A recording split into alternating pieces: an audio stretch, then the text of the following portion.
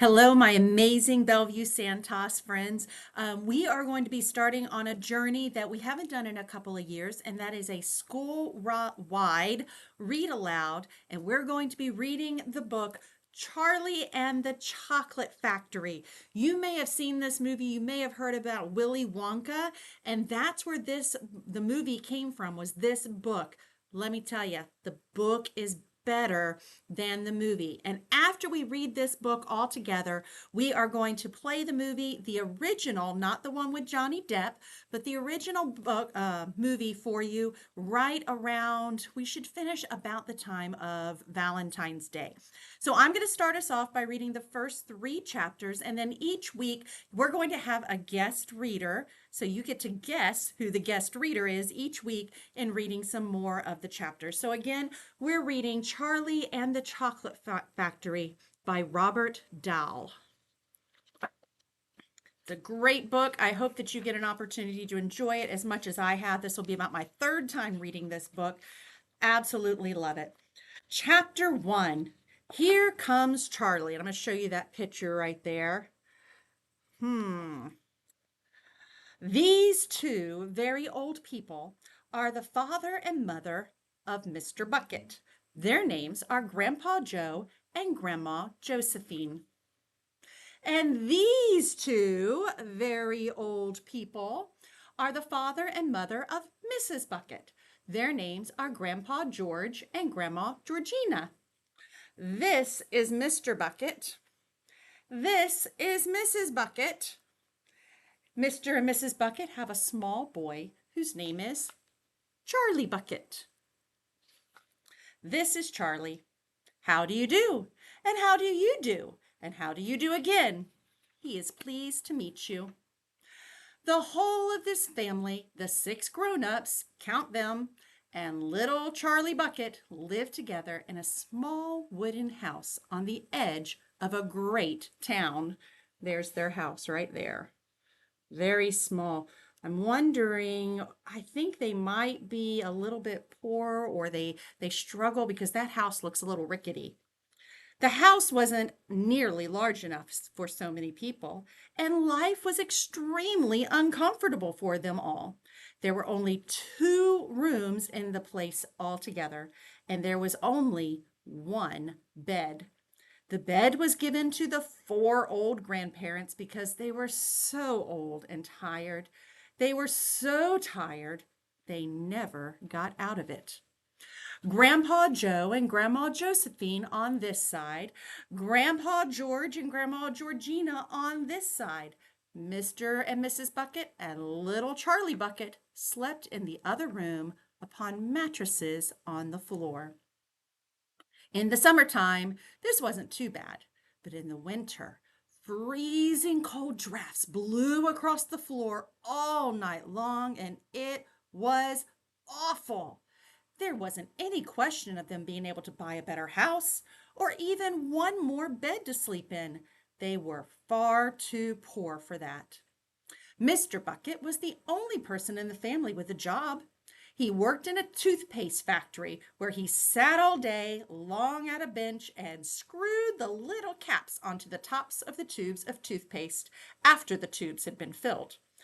But a toothpaste cap screwer is never paid very much money, and poor Mr. Bucket, however hard he worked and however fast he screwed on the caps, was never able to make enough to buy 1/2 of the things that so large a family needed. There wasn't even enough money to buy proper food for all of them. The only meals they could afford were bread and margarine for breakfast, boiled potatoes and cabbage for lunch, and cabbage soup for supper. Sundays were a bit better. They all looked forward to Sundays because then, although they had exactly the same, everyone was allowed a second helping. The Buckets, of course, didn't starve, but every one of them, the 2 old grandfathers, the 2 old grandmothers, Charlie's father, Charlie's mother, and especially little Charlie himself, went about from morning till night with a horrible, empty feeling in their tummies. Charlie felt it worst of all, And although his father and mother often went without their own share of lunch or supper so that they could give it to him, it still wasn't nearly enough for a growing boy. He desperately wanted something more filling and satisfying than cabbage and cabbage soup. The one thing that he longed for more than anything else was chocolate. Walking to school in the morning, Charlie could see great slabs of chocolate piled up high in the shop windows, and he would stop and stare and press his nose up against the glass, his mouth watering like mad. Many times a day, he would see other children taking creamy candy bars out of their pockets and munching on them greedily, and that, of course, was pure torture. Only once a year, on his birthday, did Charlie Bucket ever get to taste a bit of chocolate. The whole family saved up their money for that special occasion, and when the great day arrived, Charlie was always presented with one small chocolate bar. He was to eat it all by himself. And each time he received it on those marvelous birthday mornings, he would place it carefully in the small wooden box that he owned and treasure it as though it were a bar of solid gold. And for the next few days, he would allow himself only to look at it, but never touch it.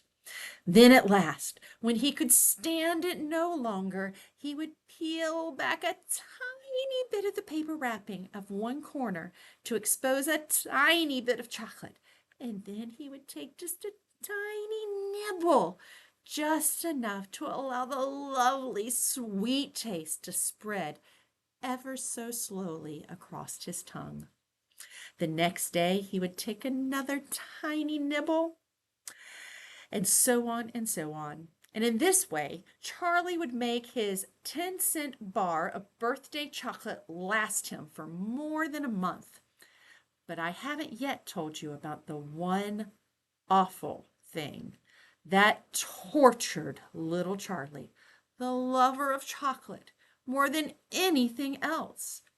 This thing for him was far, far worse than seeing slabs of chocolate in the shop windows or watching other children munching creamy candy bars right in front of him. It was the most terrible, torturing thing you could ever imagine. And it was this. In the town itself, actually within sight of the house in which Charlie lived, there was an enormous chocolate factory. Just imagine. And it wasn't simply an ordinary enormous chocolate factory either. It was the largest and the most famous in the whole world. It was Wonka's factory, owned by a man called Willy Wonka, the greatest inventor and maker of chocolates there had ever been. And what a tremendous, marvelous place that it was. It had huge iron gates leading into it, and a high wall surrounding it, and smoke belching from the chimneys, and strange whizzing sounds coming from deep inside of it. And outside the walls, for half a mile in every direction, the air was scented with the heavy, rich smell of melting chocolate. Twice a day, on his way to and from school, little Charlie Bucket had to walk right past the gates of the factory.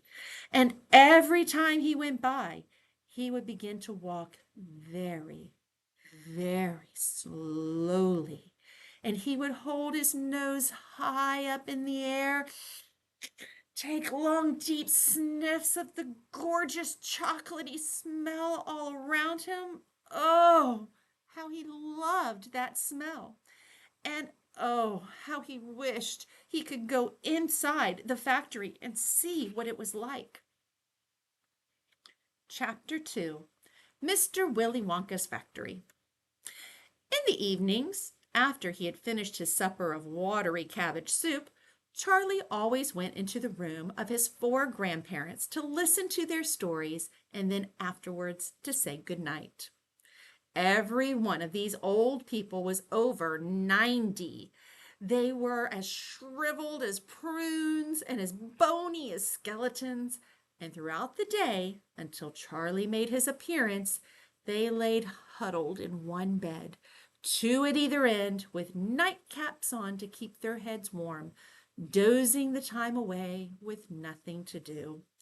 But as soon as they heard the door opening and heard Charlie's voice saying, "Good evening, Grandpa Joe and Grandma Josephine and Grandpa George and Grandma Georgina," then all 4 of them would suddenly sit up and their old wrinkled faces would light up with smiles of pleasure and the talking would begin. For they loved this little boy. He was the only bright thing in their lives, and his evening visits were something that they looked forward to all day long. Often Charlie's mother and father would come in as well and stand by the door listening to the stories that the old people told. And thus, for perhaps half an hour every night, this room would become a happy place. And the whole family would forget that it was hungry and poor. Then one evening, when Charlie went in to see his grandparents, he said to them, "Is it really true that Wonka's chocolate factory is the biggest one in the world?" "True!" cried all of them at once. "Of course it's true. Good heavens, didn't you know that? It's about 50 times as big as any other. And this is Mr. Willy Wonka. Oh, and is Mr. Willy Wonka really the cleverest chocolate maker in the world?" "My dear boy," said Grandpa Joe, raising him up a little higher on his pillow, "Mr. Willy Wonka is the most amazing, the most fantastic, the most extraordinary chocolate maker the world has ever seen. I thought everybody knew that." "I knew he was famous, Grandpa Joe, and I knew he was clever." "Clever!" cried the old man. "He's more than that. He's a magician with chocolate. He can make anything he wants. Isn't that a fact, my dears?" The other 3 old people nodded their heads slowly up and down and said, "Absolutely true, just as true as can be." And Grandpa Joe said, "You mean to say I've never told you about Mr. Willy Wonka and his factory?" "Never," answered little Charlie. "Good heavens above! I don't know what's the matter with me." "Will you tell me now, Grandpa Joe, please?" "I certainly will. Sit down beside me on the bed, my dear, and listen carefully." Grandpa Joe was the oldest of the 4 grandparents. He was 96 and a half, and that is just about as old as anybody can be. Like all extremely old people, he was delicate and weak, and throughout the day he spoke very little. But in the evenings, when Charlie, his beloved grandson, was in the room, he seemed in some marvelous way to grow quite young again. All of his tiredness fell away from him, and he became as eager and as excited as a young boy. "Oh, what a man he is, this Mr. Willy Wonka!" cried Grandpa Joe. "Did you know, for example, that he had himself invented more than 200 new kinds of candy bars, each with a different center, each far sweeter and creamier and more delicious than anything the other chocolate factories can make?" "Perfectly true," cried Grandma Josephine. "And he sends them to all the 4 corners of the earth. Isn't that so, Grandpa Joe?" "It is, my dear, it is. And to all of the kings and the presidents of the world as well. But it isn't only candy bars that he makes. Oh, dear me, no. He has done some really fantastic inventions up his sleeve, Mr. Willy Wonka has. Did you know that he's invented a way of making chocolate ice cream so that it stays cold for hours and hours without being in the icebox? You can even leave it lying around in the sun all morning on a hot day and it won't go runny. But that's impossible, said little Charlie, staring at his grandfather. Of course it's impossible, cried Grandpa Joe. It's completely absurd, but Mr. Willy Wonka has done it. Quite right, the others agreed, nodding their heads. Mr. Wonka has done it. And then again, Grandpa Joe went on speaking very slowly now so that Charlie wouldn't miss a word. Mr. Willy Wonka can make marshmallows that taste like violets and rich caramels that change color every 10 seconds as you suck them, and little feathery sweets that melt deliciously the moment you put them to your lips. He can make chewing gum that never loses its taste, and candy balloons you can blow up to enormous sizes before you pop them with a pin and gobble them up. And by a most secret method, he can make lovely bluebird eggs with black spots on them. And when you put one in your mouth, it gradually gets smaller and smaller until suddenly there's nothing left except a tiny little pink sugary baby bird sitting on the tip of your tongue. Here's a picture of the grandparents sitting in their beds talking to Charlie. Do you see Grandpa Joe right there? Oh my. Grandpa Joe paused and ran the point of his tongue slowly around his lips. It makes my mouth water just thinking about it, he said. Me too, said little Charlie, but please, go on. While they were talking, Mr. and Mrs. Bucket, Charlie's mother and father, had come quietly into the room, and now both were standing just inside the door listening. Tell Charlie about the crazy Indian prince, said Grandma Josephine. He'd like to hear that. You mean about Prince Pondicherry? Said Grandpa Joe, and he began chuckling with laughter. Completely dotty, said Grandpa George. But very rich, said Grandma Georgina. What did he do? Asked Charlie eagerly. Listen, said Grandpa Joe, and I'll tell you. Chapter 3, Mr. Wonka and the Indian Prince. Prince Pondicherry wrote a letter to Mr. Willy Wonka, said Grandpa Joe, and asked him to come all the way out to India and build him a colossal palace entirely of chocolate. Did Mr. Wonka do it, Grandpa? He did indeed, and what a palace it was! It had 100 rooms, and everything was made of either dark or light chocolate.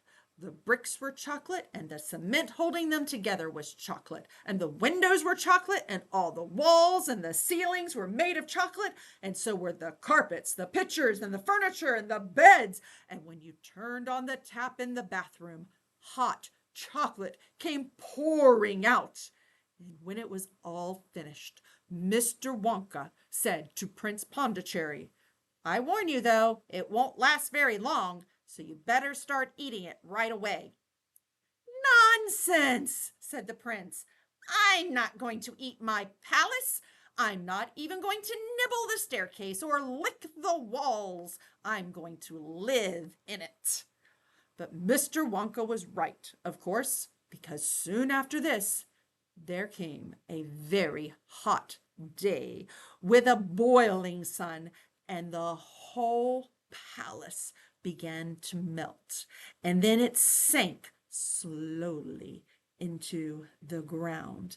And the crazy prince, who was dozing in the living room at the time, woke up to find himself swimming around in a huge brown sticky lake of chocolate. Little Charlie sat very still on the edge of the bed, staring at his grandfather. Charlie's face was so bright and his eyes were stretched so wide you could see the whites all the way around. "Is this all really true?" he asked. "Or are you pulling my leg?" "It's true!" cried all four of the old people at once. "Of course it's true! It's all really true! Ask anyone you like." "And I'll tell you something else that's true," said Grandpa Joe. And now he leaned closer to Charlie and lowered his voice to a soft whisper.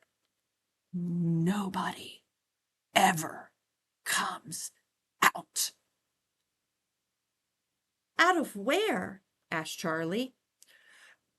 "And nobody ever goes in." "In where?" asked Charlie. "Wonka's factory, of course." "Grandpa, what do you mean?" "I mean workers, Charlie." "Workers?" "All factories," said Grandpa Joe, "have workers streaming in and out of the gates in the morning and the evening, except for Wonka's." "Have you ever seen anybody going in or out of that place?" Little Charlie slowly looked around at each of the four old faces, and they all looked back at him. They were friendly, smiling faces, but they were also quite serious. There was no sign of joking or leg pulling on any of them. "Well, have you?" asked Grandpa Joe. Um, I, I don't really know, Grandpa," Charlie stammered. "Whenever I walk past the factory, the gates seem to be closed." "Exactly," said Grandpa Joe. "But there must be people working there." "Not people, Charlie. Not ordinary people, anyway." "Then who?" "Aha! There it is. You see, that's another one of Mr. Willy Wonka's cleverness." "Charlie, dear," Miss Bucket called out from where she was standing by the door, "it's time for bed. That's enough for tonight." "But, Mother, I must hear—" "Tomorrow, my darling." "That's right," said Grandpa Joe. "I'll tell you the rest of it tomorrow evening." And that's where we're stopping for today. So next week, we will pick up with chapter 4 and your next surprise reader. I hope you have enjoyed the first 3 chapters of Charlie and the Chocolate Factory. As you're listening or reading about this story, remember it is an AR story, so you can also take a test on this when we're finished, and hopefully we can see lots of great test-taking strategies happening. But just enjoy the story, if nothing else. We'll see you around campus. I hope you enjoy the rest of this book. I can't wait to reminisce and relearn what happens to Charlie and the Chocolate Factory. Bye-bye, yearlings.